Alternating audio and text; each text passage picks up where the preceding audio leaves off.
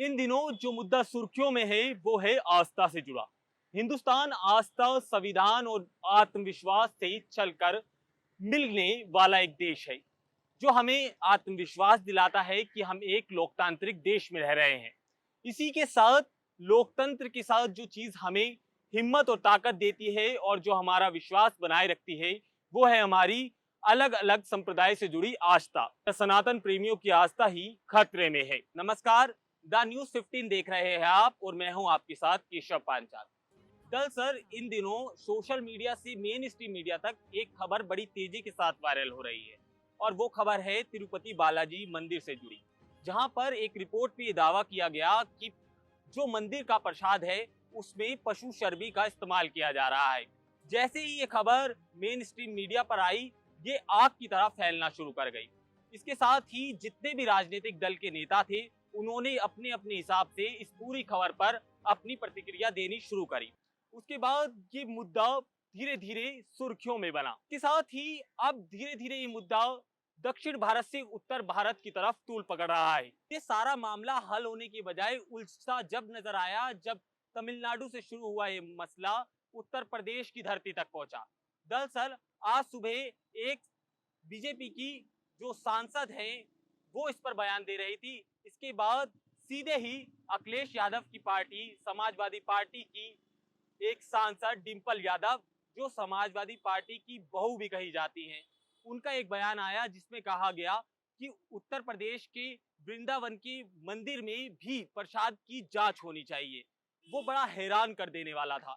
इसके साथ ही डिंपल यादव के इस बयान ने पूरे की पूरे सोशल मीडिया और राजनीतिक गलियारों में हलचल मचा दी, जहां पर यह साफ दिखा कि सपा के बयान के बाद बीजेपी के नेताओं ने भी मोर्चा संभाल लिया।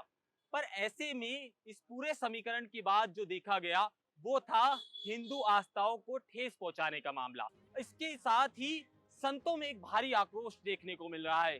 कई संतों के मौजूदा बयानों को देखें तो उन्होंने साफ तौर से अपनी आपत्ति सरकार के खिलाफ दर्ज कराई है। अब ऐसे में देखना होगा कि सरकार इस पूरे मामले पर क्या कुछ एक्शन लेती है और क्या संत समाज अपनी रणनीति अपनाता है, क्योंकि संत समाज का कहना है कि इसके खिलाफ ठोस कार्रवाई होनी चाहिए।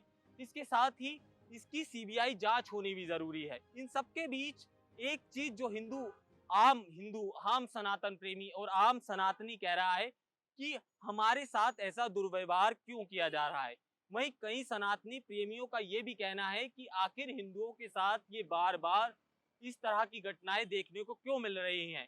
इसके साथ ही ट्रेन जिहाज से जोड़कर कई लोग इस पूरे मामले को देख रहे हैं। अब देखना यह है कि इस पूरे समीकरण के बीच और कौन से नए समीकरण सरकार या संत समाज इसमें जोड़ता है और ये मुद्दा कहां तक तूल पकड़ता है और कहां तक लोग इस मुद्दे को लेकर जाते हैं, या आगामी विधानसभा उपचुनाव जो 10 सीटों पर उत्तर प्रदेश में होने हैं, क्या उनके लिए इस मामले को बुलाया जा रहा है, क्योंकि उत्तर प्रदेश प्रभु राम की जन्म स्थान कहा जाता है। ये वही स्थान है जब प्रभु श्री राम ने कुछ ही समय पहले उनके भव्य मंदिर का निर्माण हुआ और सरकार ने खूब वाहवाही से उसको प्रेजेंट किया था। मगर अब वहीं उस जहां मंदिरों और आस्थाओं के राज्य में इस तरह का अगर कोई बयान सामने आता है तो वो बेहद शर्मनाक है। इसके साथ ही अगर जांच के बाद मथुरा वृंदावन मंदिर की क्या रिपोर्ट आती है इस पर भी नजर रहेगी, क्योंकि वो रिपोर्ट काफी कुछ साबित करेगी। इसके साथ ही आपको याद करा दें कि आगामी विधानसभा जो उपचुनाव 10 विधानसभा सीटों पे होने हैं वो जल्द ही इलेक्शन कमीशन की डेट डिक्लेयर होने के बाद घोषित हो जाएंगे। उन चुनावों को देखते हुए भी ये टॉपिक बड़ा ही सियासत बड़ा हो गया है, क्योंकि उत्तर प्रदेश में धर्म राजनीति को देखकर लोग अपने फैसले लेते हैं। वही प्रदेश है जहां पर कई नेताओं ने राम के होने के सबूत भी मांगे हैं। अब इस पूरे समीकरण के बीच ये बड़ा हैरान और परेशान करने वाला है कि इस तरह की बयानबाजियां कब खत्म होती हैं।